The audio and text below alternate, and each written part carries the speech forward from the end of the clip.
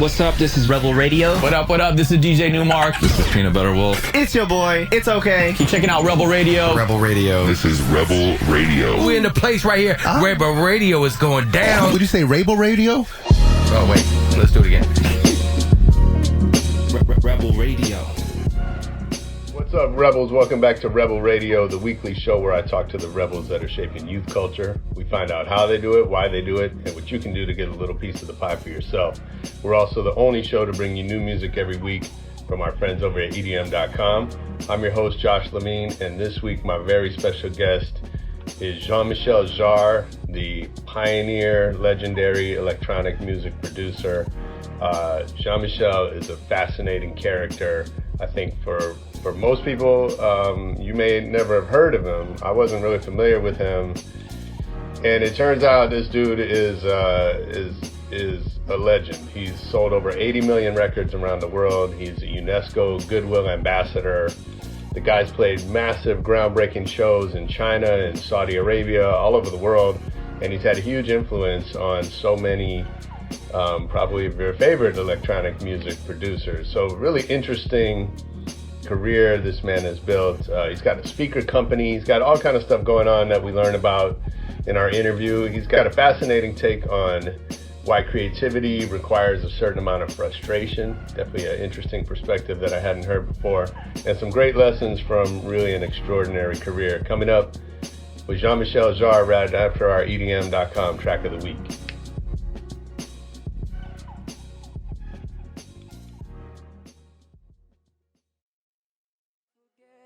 You gave so much we will never forget. You will stay in all our memories. Yo, that was Revo with Stay in Our Memories, the EDM.com track of the week. If you like that one, get over to EDM.com, check out more new music. And let's get into our interview now with Jean-Michel Jarre. All our memories. Yeah, exactly. That's right. Well, thanks for making time. Sounds like you have a very busy schedule. Yeah, as I'm sure you do. You know, you have such an incredible body of work and accomplishments, and I want to talk about all of it. But I always like to kind of get started at the very beginning. So, do you remember the first record you ever bought?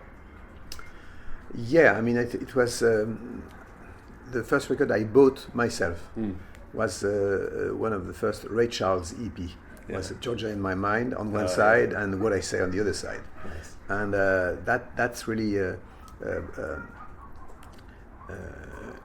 record that I think I still have it somewhere. Is that right? Yeah. That's cool. And it's you know, I've always been impressed by people and musicians. I mean, having this kind of quest for sound. It's what I like in jazz. It's what I like in electronic music. Is actually and in Ray Charles, where by the end of the day, what you like, what you love about an artist is songs, melodies, lyrics, but the sound, their sound. It's true for Aretha Franklin. It's true for Ray Charles. It's true for the Beatles, for Deadmau5, for anybody. Yeah, absolutely. And so, what were you into growing up? Well, actually, I'm born in Lyon, which is the second city of France. So I grew up in France, and my parents split up when I was 5 years old. So I really grew up far away from his influence. My dad actually moved quite early in this city. He was a great soundtrack composer. He did soundtracks such as Lawrence of Arabia and Dr. Zhivago, and but actually I grew up quite far away, unfortunately, from his influence. So I grew up with my mom in France, and my mom was a very special person. She was a great figure in the French resistance. She's been caught 3 times by the Nazis, and she escaped. I mean, she was quite and it's funny because I mean, talking about her, I mean, this week I just heard that the city of Lyon, our hometown, because she's also from Lyon, like my dad. I mean, they decided to give the name of my mom to a street. Oh, cool. So it's really fun to think that people are going to live, to love, to die in a street with the name of my mom. That's so cool. Something quite cool. Yes. Nice. Yeah. You'll have to buy a house there. Yeah, exactly. Yeah. And then and she taught me something very important that really influenced me a lot in my life. Is actually to make a difference between ideology and people. Okay. For instance, a difference between German people and Nazis. Sure. And that was not that common in those days after the war. And that I think it's not that common today. No, exactly. Yeah.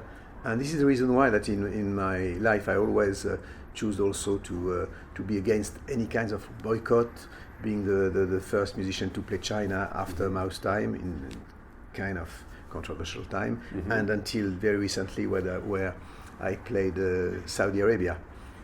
That was 2 weeks ago. Yeah. And it was a historical moment because for the first time, it's always a historic moment for different reasons. First of all, the first time that a concert was allowed outside with 50,000 people and more with mixed audience, with men and women mixed together. Amazing. And to see all these young girls, clapping and moving, that it was quite surreal. Yeah, I bet. And you know, it's very important. I always consider that it's very important for artists to not to be, in a sense, saying, okay, if a country is not, if the power in place is generating ideals or acts that may harm freedom of expression or freedom, full point, we shouldn't go there. It's the reverse. If we don't go there, we then collaborating with the radicalization Absolutely. and alienation. Yeah. So and if you can contribute to change, it's what artists can do. Yeah. Yeah, that's. I mean, I think that's so true for all of life, that what we need as humans is togetherness, and yet we tend to isolate people, whether it's sending our kids off to their rooms or putting people in jails or, ostracizing or for whatever reason kicking people out of the tribe. Exactly. Which generally only makes things worse. Yeah, it's exactly that, and this is the reason why I don't understand some of my colleagues saying no, I don't want to go in this country or that country. I mean, if on top of the fact that people are having problem with the regime and with the system, you are punishing them a second time by not giving them access to culture, to movies, to music, to literature. It's a wrong thing to do, or not to do. Yeah, absolutely.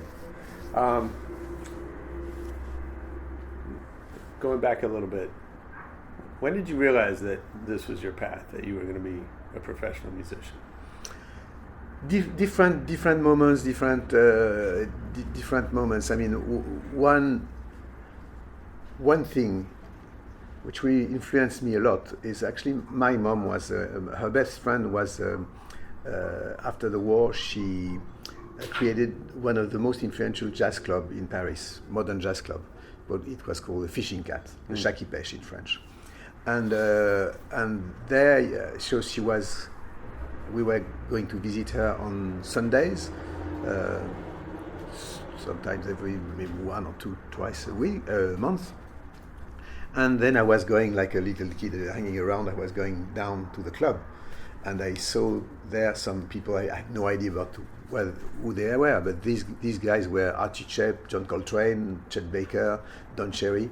Wow. And I remember that for my 8th birthday, Chet Baker sat me on the upright piano, and he played trumpet for 5 minutes like this. Wow. And each time I remember that, I still feel the air of the instrument on my chest. And that's probably one of my first real emotion about what sounds create. I mean, the sounds create on your body in a physical way. And my grandfather also has been a great influence on me. He was an engineer, an inventor. He was a musician always. He used to play hobo, but for his own pleasure. was not. And he created one of the first mixing desks before the war, and also one of the first in Europe, a portable turntable with batteries built in, and the ancestor of the iPod, And I remember that we were going to picnic to listen to Edith Piaf, and and all these, and jazz and things like this. So I've been quite influenced through him, by the relationship between music and technology. Yeah. And then I went into I used to play in rock bands. I studied classical music, and then I went into a fantastic school called Music Research Center. The first actually school or center for studying electronic music. Ended by my mentor and professor called Pierre Schaeffer, who is really the guy who invented all. The DJs these days are grandsons of this guy. Sure. He's the first one to have said that music is not only based on notes, based on solfeggio, but really based on sounds. And you can record. You can go outside with a microphone and recording the sound of the rain, of the wind, of the street, and making music with it. Wow. Which is actually, he defined and he created the importance of sound design into music composition, what we are all doing these days. Yeah. So, and then you had this. Can I have some water, please? I think it's in the kitchen. You should find one. So then you had this massive hit with Oxygen. How did you? Thanks. Thank you. It sounds like, if I understand correctly, it took a while to kind of find your sound. If you're in rock bands and this, right? And then, so how do you go through that process? How do you push yourself to keep experimenting? And I've always been interested when I was in this music research center. We were really at kind of avant-garde and really like what was called at that time contemporary music, the serious contemporary music. And then I've always been interested by the rock scene and pop scene, and then when I left, I said, okay, I really would like to create that bridge between rock, pop, and experimentation. And actually, I always considered that the melody is the most important thing in music. So injecting melody with experimentation, what was I had in mind, and with this kind of impressionist approach of music, I was really very influenced. I've always been very influenced by paintings and visuals, and the idea in people such as Jackson Pollock or Soulage in Europe. These people. Doing and creating. Perspectives, architecture of lines and points or whatever, just with their hands in a very organic, sensual way. Yeah. And I always considered the electronic music as cooking cooking loops and beats and textures and waveforms in a very sensual, organic way. And I think electronic music is much less cerebral or intellectual than you may think.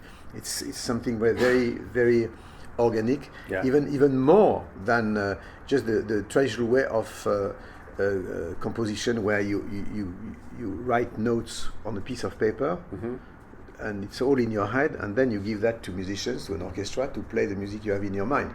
Where with electronic music, you actually shape your sounds yourself. You are your own craftsman. It's a more direct connection with the result. Yeah. Well, you mentioned how visuals inspire you, and I think we see that in your performances. And it strikes me now when you go to Coachella, the screens have taken over. Yeah. And everyone that has to now be part of the show, which it wasn't 3 or 4 years ago, except for you've been doing that now for a really long time. What do you think you understood that the world is now catching on to?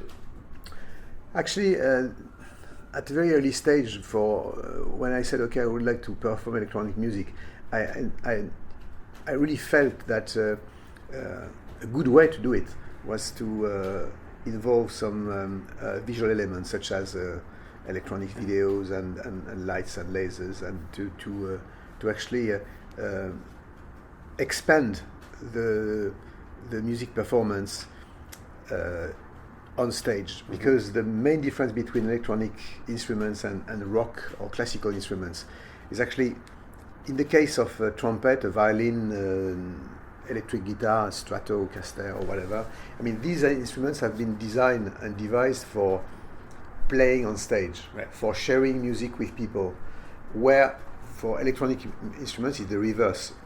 They've been devised and designed to be in studio, and then we try to make them relevant on stage. Right. And I mean, even back in time, I mean, being trapped 2 hours behind your synthesizer or now behind your laptop is not the most sexy and exciting thing to share with the audience. Yeah.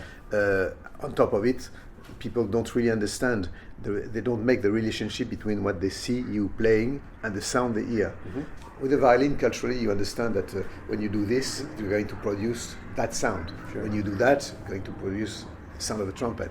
For electronic music, you can, with just a laptop or a synthesizer, basically creating masses of sound. So I at a very early stage, I thought it could be really interesting to have this kind of visual connection. And also, I've always been interested by architecture and outdoor situation, and then I've been really the first one, I think, to also think about giant projections, what Yeah. will become mapping later on. Yeah. And then it's true that now, even in those days, I mean, even bands in the rock scene, bands such as the Stones or even U2, they were just a band with lights and playing guitar and all that, Right. and then they came into this kind of audiovisual show, which is the natural development of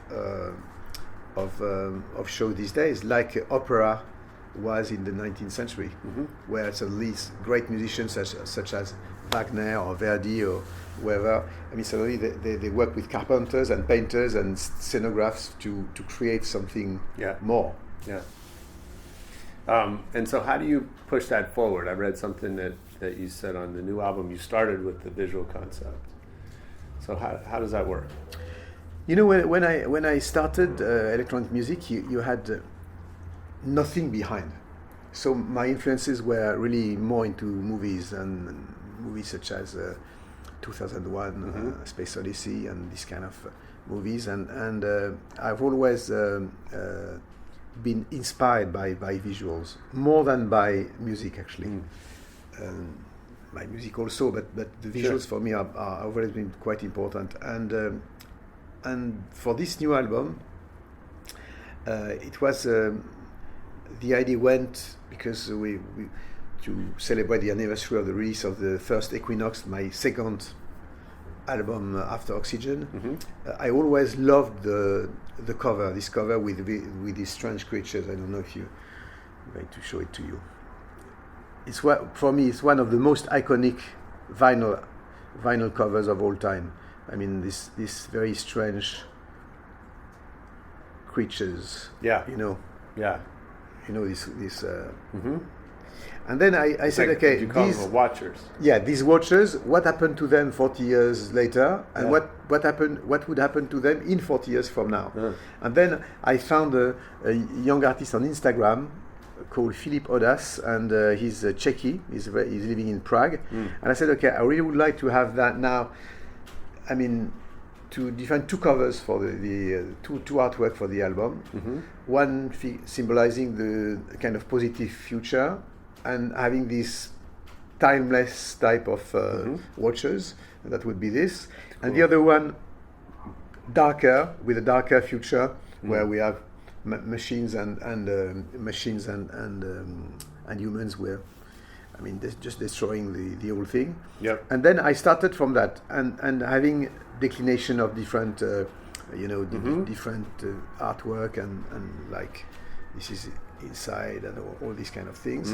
And then I got that before starting the music, and then I did the music as the soundtrack of this visual. It's the first time I did that. I mean, and I think it's quite in sync and in phase with the fact that there is a big revival of vinyl these days, and 60% of vinyls are never played because people are downloading music and they just have the artwork and using, I mean, having this kind of relationship of, I mean, regarding the object rather than the music inside. Yeah. So I said it's quite cool to think about the fact that this music could be the soundtrack of both possibilities. Sure. Yeah. And so does that change? Starting that way, does that change your experience of making the record? Yeah, it was a real fun actually. You know, you after a few albums you need to for yourself. I mean, for myself, I don't know for other people, but you know, it doesn't. You have thousands of albums being released every day. Yeah. So after a while, you say it's not necessary to add one if you don't have at least for yourself a good reason. Yeah.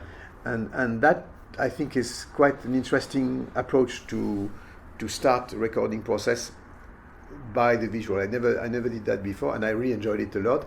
And I must say that it's probably, I've not been necessarily happy after the end of the recording and mixing, but for this one, I'm really happy with the result. I think it's one of the most faithful result of the idea you have when you start a project. You know? Interesting. Why are you typically not happy with the end product? Because I think that because I think the creative process is a mixing of frustration and hope. The frustration that you could do better, and the hope that next time it will be less worse, probably. That's fantastic. Do you think of yourself as a marketer? I don't think so. I think that these days, what I feel is I always need a kind of concept around my work. If then this concept can be marketed, this is the work of other people, record companies, labels, and things like that. Yeah. Well, I was thinking about there's a record, I think it was 1983 you put out, where you made one copy. Yeah. So I know Wu-Tang Clan did that about 4 years ago, and it was, called Revolutionary. How'd you know you could do that back then? Actually, that was not for. It was a kind of anti-marketing approach, because the record company was not particularly happy about that. Yeah, I bet. I mean, suddenly that my Next to You album is going to be done with one copy, and we destroy the master after that. Yeah. But the whole idea was a statement again regarding the industry, the music industry, saying, guys, be careful. You take a big risk by killing the whole music industry by selling CDs in supermarkets, killing the Tower Records and all the record shops, and selling basically music as toothpaste or yogurts. Yeah. And it was quite premonitory because it became exactly the situation later on with Seems like the nobody internet. Listened. Exactly, nobody listened, and it's trying to see how cool the music industry was at the beginning, in the 60s, and how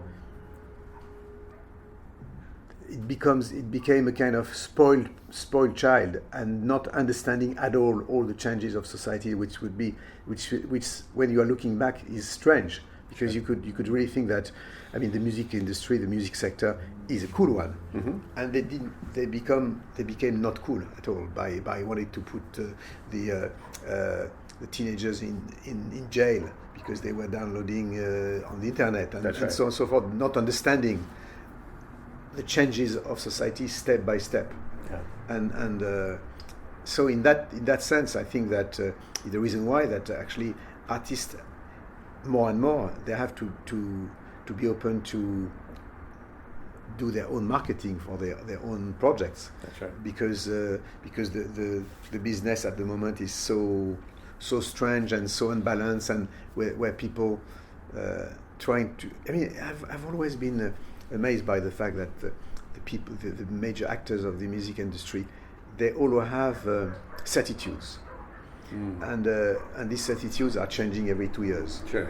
And they can explain you exactly the reverse of what they were saying 2 years before with the same enthusiasm and That's the same right. naivety. You know? Quite like politicians, yeah. Yeah, exactly. Yeah. Same.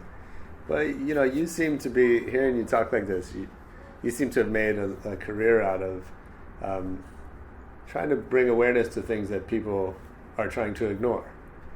Yeah, Whether it's environmental, or as you say, the changes in the music business or technology. What does that feel like? I mean, that's actually, I suppose that you do these kind of things, first of all, to survive yourself and your family. And saying, when I first released Oxygen, we were not that many to be aware and conscious about environment and ecology, environmental issues. Yeah. And I mean, that was 1976. yeah, And and environmentalism wasn't. no, we were thing. considered as kind of neo-hippie or dreamers. Yeah. And then, step by step, today, everybody on the planet are pretty aware of Sure. the danger of and the problem. And today is the same thing for intellectual property, for instance. The fact that if you are not protecting or respecting authors and creators, you won't have the next generation, the next Tarantino, the next Kubrick, the next Coldplay, the next Aretha Franklin, and then we have to, and it's strange how, and partly in the music industries that make me think about people doing or politicians. They are on a bike, looking at their feet rather than looking at the road. Yeah.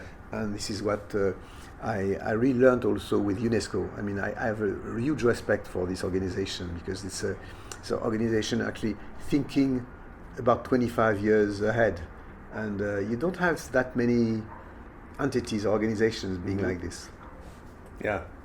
So, speaking of that, it sounds like you mentioned earlier that you're promoting this current album, and at the same time you're working on the next one. How do you keep your mind in two places at once? Actually, because there are two different projects. I have a side project that I started 5 years ago called Electronica, and it's a project based on collaborations.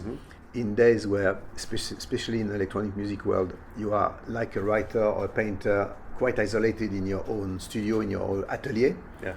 And I thought it was very important for me. I was going through a quite dark moment in my life when at the same time, I lost both of my parents and my publisher, and painful divorce and all that. So I need to open the door, and I said it could be cool to collaborate with artists linked to technology, linked to the electronic music scene, who've been a source of inspiration to me. So and then I started to contact people, and everybody said yes. So I finished I did 32 collaborations and a massive project with 2 albums, Electronica 1 and 2, and I've got a nomination at the Grammys, last year for that, and it was a very good, very positive thing, not only for me, but for all these collaborators. So it went from M83 to Pete Townsend and Moby and Hans Zimmer and Tangerine Dream, Massive Attack. Lots of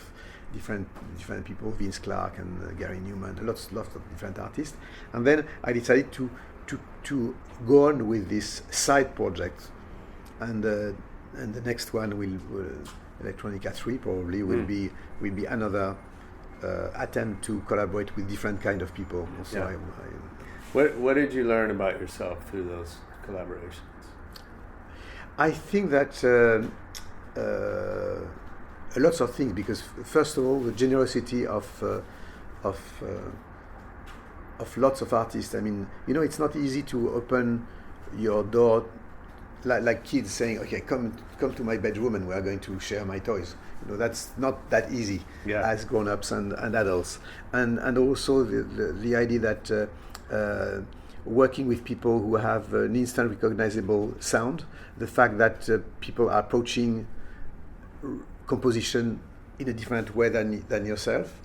And I remember first sessions I did with Moby here in this city, And we started, and it just I went with a demo, and it just play a D minor with just 3 notes, like a 5 years kid could do, and it was Moby. Yeah. You know, that's something that it's what you call style, and that all these great musicians I've worked with, they have definitely their own style, definitely. Yeah. So I want to talk about side projects, because I know you've got many, including a podcast. Yeah. And then I saw you have a speaker company. Yes, it's a small company, but I was quite interested by I've always been interested by design and technology, and then we did these kind of crazy speakers. They look like, one is like a skull with sunglasses, and the sunglasses have speakers. The other one is a kind of Jeff Koons type of dog, French bulldog, where the boomer and the subwoofer is on the back of the dog, and it's a big dog like this. So cool. It's quite cool. We're not trying to compete with Bose or Sony, but it's more, I like to have fun, you know. Yeah. So how do you, I want to talk about the podcast, but in general, you have so many demands on your time and your attention. How do you decide what to say yes to?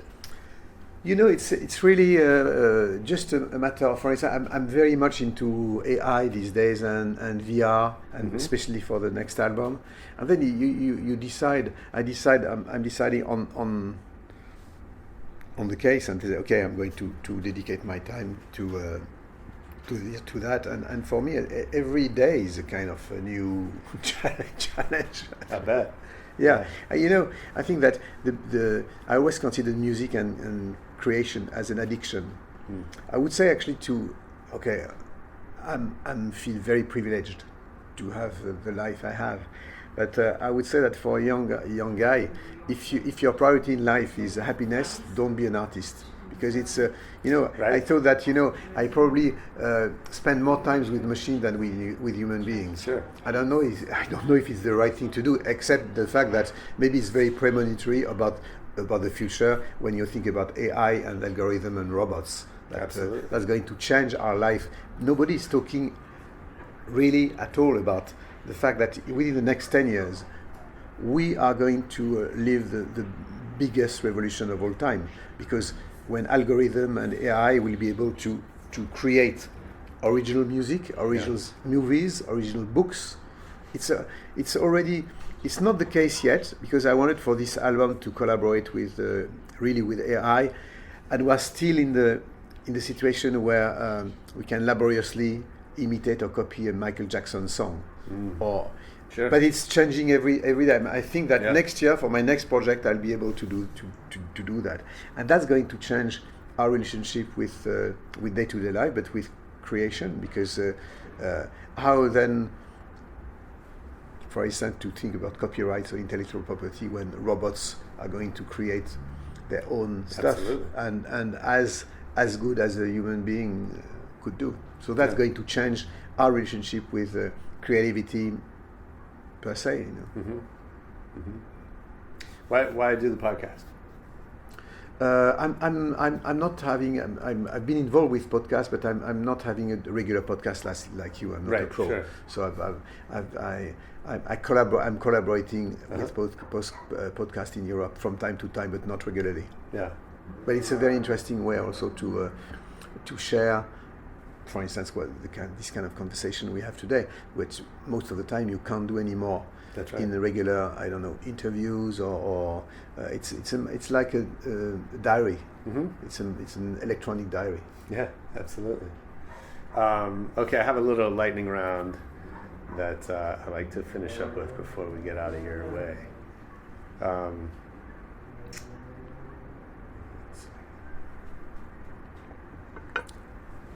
What's your favorite city to travel to? Los Angeles and Shanghai. And quite recently, I must say that Riyadh, impressed me a lot in Saudi Arabia. I just did this concert 2 weeks ago, and in Saudi Arabia, this country is changing every minute. 2/3 of the population is under 35. Yeah. And that makes me think about Tokyo in the 90s or Shanghai at the beginning of the century. Yeah. It's and they are thinking about the after petrol, the after 2030, and investing a lot in solar energy, solar panels. Actually, the concert I've done was the backline was entirely powered by solar panels, solar cool. energy. So it was quite cool. Yeah. You know, talk about that for a minute. You've played some of the largest shows ever in history. You know, Moscow, China, France, Riyadh, as you mentioned. What does that feel like? Quite humble, and also I still don't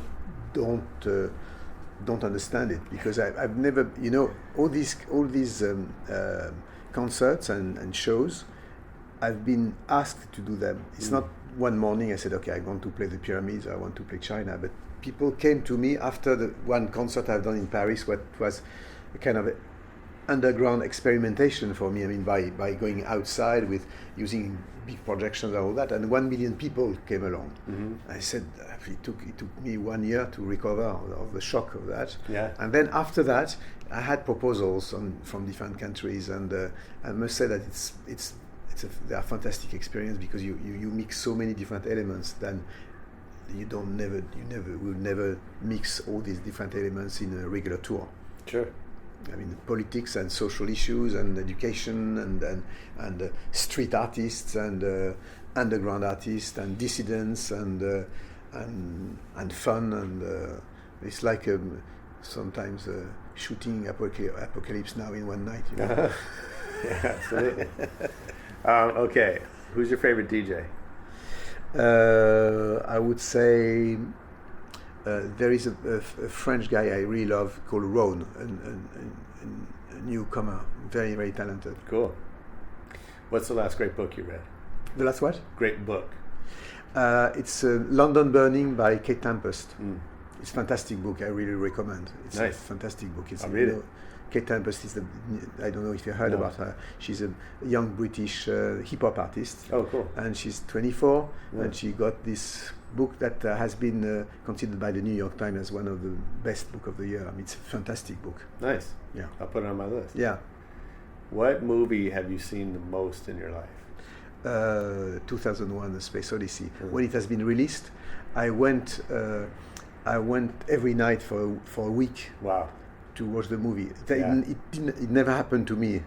Is that right? No, never since. Yeah. And I've been so proud to see that when 2010 the sequel has been released. I was in London, I read the book, and I saw my name in the acknowledgements. Oh, and cool. Arthur C. Clarke was saying that he was thanking me for having written the sequel, listening to my music. Oh, wow. We became quite good friends, so it's another way Amazing. of being linked to this project. Yeah. Tell me one decision that changed your life forever. Actually, probably going into that school of electronic music. Suddenly it was the student revolution. It was an ideal way to rebel against the establishment of rock and classical music. And that was, I think, maybe the best or the worst decision in my life. Complete the sentence. I don't have talent, I have blank. Yes. What you want me to react on that? So how would you describe, if it's not your talent that's led you to the success that you've had, what is it? Obstination. Nice. So if I worked for you, what's something I would hear you say over and over? What I would say over and over. Maybe we should ask your manager. Yes, that's ask my manager. Yeah. No, sure. Sure. Why not? Asking you. You have to answer to that one. So the question is, if I worked for him, what's something I would hear him say over and over? What's something you hear now over and over? He speaks a lot. Yeah. So that's point number one. So he says a lot of things over and over. How do you say it? Interesting. Sorry to put you on the spot. You are actually, yeah, but I like it. I like the challenge. Let me see if I can rise to it now. Nothing's impossible. Fantastic. Nothing. Good. That's A a bit great long, one. but good. Lastly, I know you've had impact on so many people. Who would you be most excited to learn appreciates your work? I think who? Yeah. Miles Davis, maybe. I mean, I have a huge admiration. He's for me the Picasso of music, Picasso of jazz. He opened so many different doors, and you know, it's very interesting to what makes what the problem of any creator is actually it's what Federico Fellini, the Italian director, told me one day when I was young and he was at the end of his life. He said, you know, Jean-Michel, I always thought that I was doing a different movie every time. I was so excited. And then looking back, I realized that I always did the same one. And it was the declination of the same idea. Yeah. And I think for every artist it's true. There is nothing new. I mean, this is a desperate comment. It's a very tragic comment for PR. I think actually, for every album there is nothing new. For every movie there is nothing new. Because if you think about Tarantino, for instance, he's always doing the same movie. Yeah. The Beatles, always the same kind of the songs. Or Kubrick. Why? Because it's a style. And then you are making a declination of this style, trying one day to do the ideal movie or the ideal piece of music or the ideal novel. And I think that it's what makes us going on. As long as your body can carry you, you don't retire, because it's this kind of obsession of trying to get it right one day. Yeah. And probably you'll never achieve. Well, that. that's the frustration you're talking about. Yeah, exactly. Yeah. Yeah. And I've seen some research that that's what we want as listeners, is we want something that sounds the same but feels new.